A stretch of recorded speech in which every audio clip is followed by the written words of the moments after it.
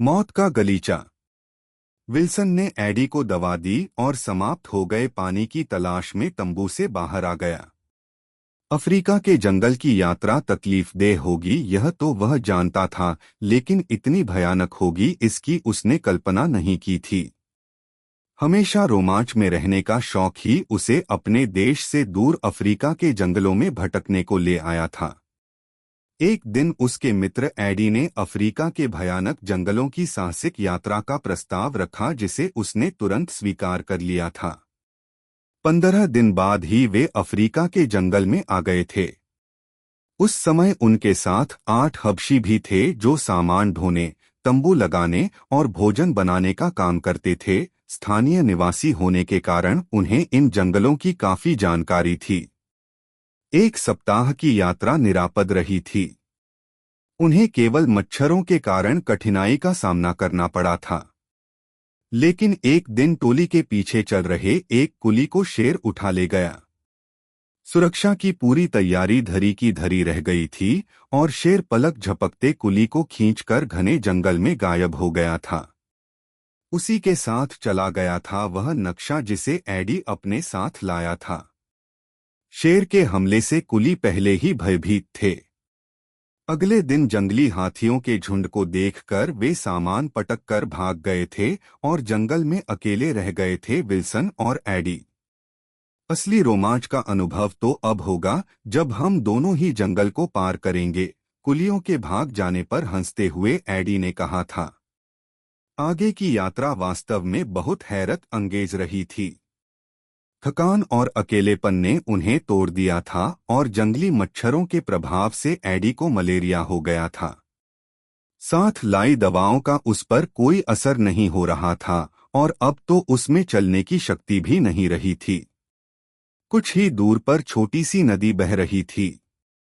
Wilson ने बोतलों में पानी भरा और फिर वह जी भर कर नहाया।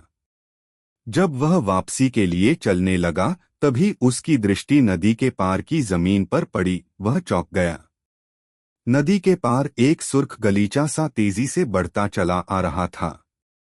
विल्सन ने ध्यान से देखा, वह लाल चींटियों का विशाल झुंड था। चींटियों का इतना बड़ा झुंड उसने जीवन में कभी नहीं देखा था। कहीं ये चींटियां मांसाहारी तो नहीं?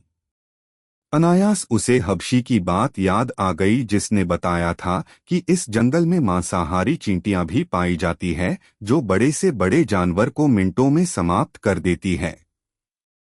उनका कोई घर नहीं होता, वे सदैव भटकती रहती है।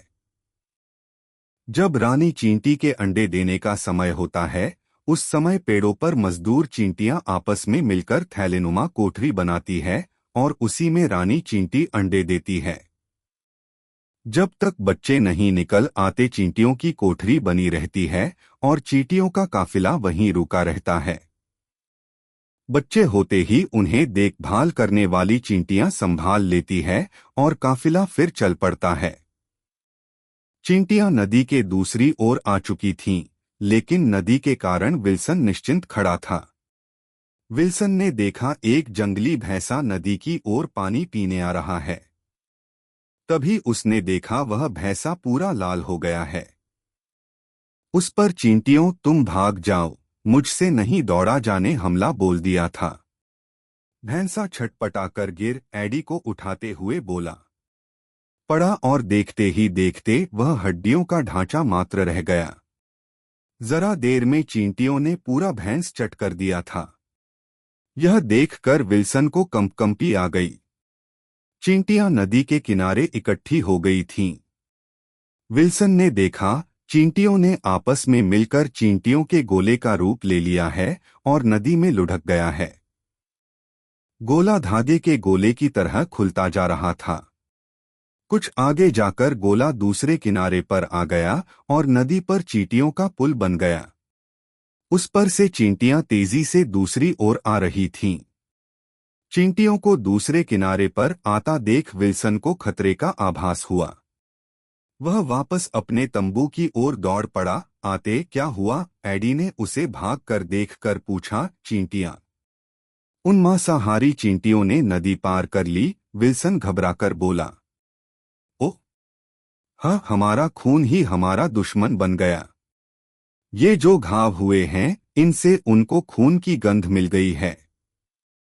वैसे तो वे अंधी होती हैं, लेकिन उनकी सूंघने की शक्ति बहुत तेज होती है। जल्दी भागो, एडी उठते हुए बोला।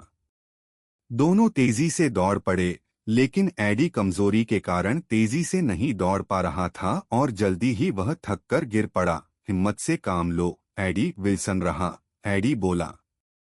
विल्सन ने देखा, दूर लाल गलीचा तेजी से बढ़ा चला आ रहा है।